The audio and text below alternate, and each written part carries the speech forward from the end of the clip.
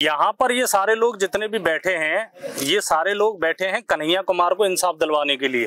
और कन्हैया कुमार एक ऐसा व्यक्ति है जो इस विभाग में यानी बिजली विभाग में काम किया करता था, और वो बेचारा जो है एक दिन एक दुर्घटना हो गई, उसका एक पैर और एक हाथ चला गया, लेकिन उसके बावजूद भी उस व्यक्ति को अभी तक न्याय नहीं मिला है। जो कंपनसेशन मिलना चाहिए था वो कंपनसेशन नहीं मिला है। और ये यहाँ पर हमारे जितने भी बड़े बुजुर्ग हैं, ये सब उसके समर्थन में यहाँ पर हैं। आप किस तरीके से इनकी मदद कर सकते हो कन्हैया कुमार की, और क्या आपकी इस विभाग से कहना है, सरकार से कहना है?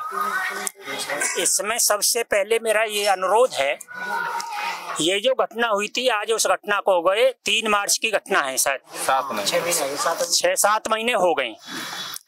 इस लड़के को बिजली ने पकड़ लिया, बिजली के पोल से 11,000 की मीटर लाइन के पकड़ लिया था। उस दिन जेई ने, यहाँ जो मौजूदा तत्कालीन जेई था, उसने जेई ने मुकदमा लिखा दिया।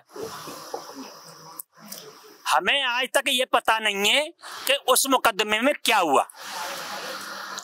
उस व्यक्ति की जमानत हो गई सेम डे में।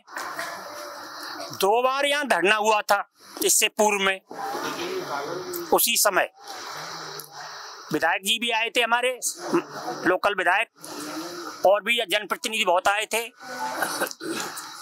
उस लड़के को कोई रिलीफ ठीक से नहीं मिली। एक बार पुष्पांजलि में एडमिट किया गया, पहले एक बार उसके पैर हाथ कटे, फिर उसके बाद उसको नोएडा ले गए सुचारू रूप से इलाज न होने पे, फिर उसको दोबारा पैर और हाथ काटे गए। वो उसमें इन्फेक्शन आगे बढ़ गया तो फिर और ऊपर से काटे गए। तो इनका विभाग ही इनके साथ इंसाफ नहीं कर पा रहा है। इनको बेचारों को जब एक हाथ कट गया, एक पैर कट गया, आदमी विकलांग हो चुका है, उसके बावजूद भी इस विभाग को इन्हें इतना परेशान नहीं करना चाहिए। क्या इस तरीके से आप दबाव बना पा रहे हो, या विभाग कोई बात सुन भी पा रहा है आपकी बात? हम दबाव बनाने के लिए यहाँ आए हैं। पहले भी धरना इसीलिए दिया था। एक्शन यहाँ का जो है इस क्षेत्र का, वो इतना हठधर्मी है। पहले भी 2 बुलाने से विधायक जी के और उनके कहने से 4 बार कहने के बाद तब आया था, और अभी तक कोई अधिकारी नहीं। यहाँ जेई है, वो जो जेई रिपोर्ट करके चला गया है, वो जेई का ट्रांसफर हो गया। मौजूदा जो जेई है उसको ABCD ये भी पता नहीं कि उस मुकदमे में क्या हुआ। अभी उसके बारे में उनसे पूछा गया कि आपके जेई ने, आपसे पूर्ववर्ती जेई ने मुकदमा लिखाया था, उसमें क्या हुआ, वो भी हमें कोई जवाब नहीं दे पा रहा है।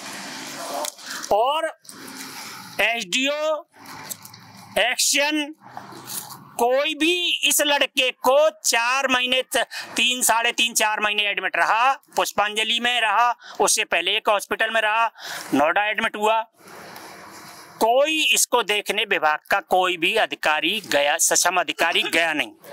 कभी कभार जेई को भेज देते थे, जिस जेई ने रिपोर्ट लिखाई थी उस जेई से कहा जाता था। उस जेई को पुष्पांजलि हॉस्पिटल में कोई तवज्जो कोई अधिकारी वो देता नहीं था, वहाँ का प्रशासन नहीं देता था, वहाँ के डॉक्टर नहीं देते थे। वहाँ हम लोगों को कहते रहे बढ़िया इलाज हो रहा है, बढ़िया इलाज हो रहा है। एक बार पैर काट दिया, जब इलाज ठीक नहीं हुआ उसको रेफर गाजियाबाद कर दिया गया। गाजियाबाद में दोबारा उससे ऊपर वाला भाग काटा गया। वो लड़का विकलांग बैठा है, उसके पिताजी यहाँ बैठे हैं, उसकी पत्नी यहाँ बैठी है, उसके बच्चे बैठे हैं, और ये मजबूर किया जा रहा है ये धरने के लिए। हम तीसरी बार यहाँ आए धरने देने के लिए। ये बात तो मजबूर किया जा रहा है विभाग द्वारा और अधिकारियों द्वारा। ये बात तो सही है कि कोई भी अपनी खुशी से धरना देने नहीं आता है। यहाँ पर आप देखिए कि धरने 2 चल रहे हैं। एक धरना इस चीज के लिए चल रहा है कि स्मार्ट मीटर लग रहे हैं, और दूसरा धरना इस चीज के लिए लग रहा है जो कि बहुत ही ज्यादा गंभीर विषय है। और गंभीर विषय इस मामले में है कि वो व्यक्ति जिसके, आप थोड़ा सा दिखाइए कन्हैया को, एक बार और दिखाइए आप। ये वो व्यक्ति है जिसने अपने विभाग के काम के प्रति ईमानदार रहते हुए अपना एक पैर गंवा दिया, एक हाथ गंवा दिया, और उसको ये सजा मिल रही है कि अब उसका विभाग उसको सही समय पर कंपनसेशन जो कि मिलना चाहिए बहुत ही जल्दी वो नहीं मिल पा रहा है। क्या करें इस प्रशासन का, क्या करें इस स्थिति का, और क्या करें इस सरकार का जो किसी भी मजबूर व्यक्ति की आवाज को सुन नहीं सकती है। क्या किया जाए। और इसके लिए ये सारे बुजुर्ग, सारे घर वाले, इनकी पत्नी भी बैठी है और ये सारे लोग यहाँ पर बैठे हुए हैं, परेशान हैं, घर बैठे रहते बेचारे। लेकिन बेवकूफ बना रहा है कि 7.5 लाख रुपए हमने जो है खाते में डाल दिए और खाते में अभी तक एक पैसा नहीं आया है। जब पूछते हैं, एक्शन से पूछते हैं, एसडीओ से पूछते हैं कि साहब हमने तो पैसा भेज दिया, लेकिन कुल मिला के आज तक एक ढेला नहीं मिला है। और जब तक इसको जो व्यक्ति ये कन्हैया है जिसके साथ ये घटना हुई है, जब तक इसको इसकी पैसों की जो क्षतिपूर्ति है कंपनी के द्वारा और बिजली विभाग के द्वारा नहीं हो जाती, तब तक यहाँ पर ये धरना जारी रहेगा। ये अब ये हैं कन्हैया कुमार के पिताजी हैं ये। हाँ जी, तब मुझे हो गए साहब 4 महीने भागते भागते। कल तो कह देते हैं कि 2 दिन बाद आना, फिर कह देते 4 दिन बाद आना, फिर कहते 8 दिन बाद आना। आज तक कोई पैसा नहीं इसके लिए, 1 रुपया नहीं दिया है किसी ने कहीं। अब मैं कितना भागूं ये बताओ, भागते भागते परेशान होगा, बुढ़ा आदमी हूँ।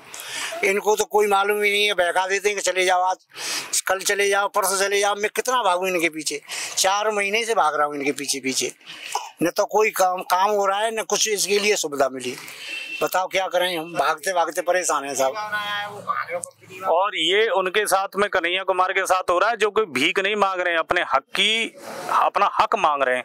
और उस हक को देने में इतनी ज्यादा दिक्कत हो रही है इन लोगों को, और जाने क्यों नहीं ये काम करते हैं, रिश्वत के चक्कर में करते हैं या किसके चक्कर में करते हैं। जो है बीमा कंपनी के द्वारा दिया गया है, कोई बिजली विभाग की तरफ से उसमें एक पैसा भी शामिल नहीं है।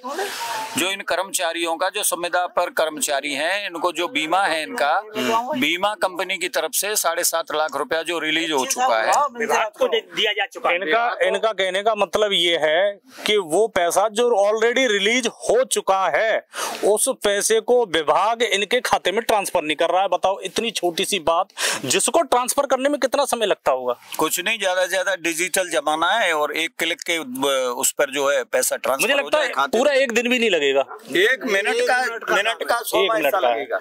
और महीनों से इसके पीछे चल रहे हैं, महीनों हो गए इसको, 3 महीने और इसकी स्थिति को भी नहीं देख रहे हैं कि उसका एक पैर कट चुका है और उसका एक हाथ कट चुका है। दया नहीं है, दया नाम की कोई भी चीज नहीं है इन लोगों में, और ऊपर के अधिकारी इन पर कोई भी सख्त कार्रवाई नहीं करते हैं।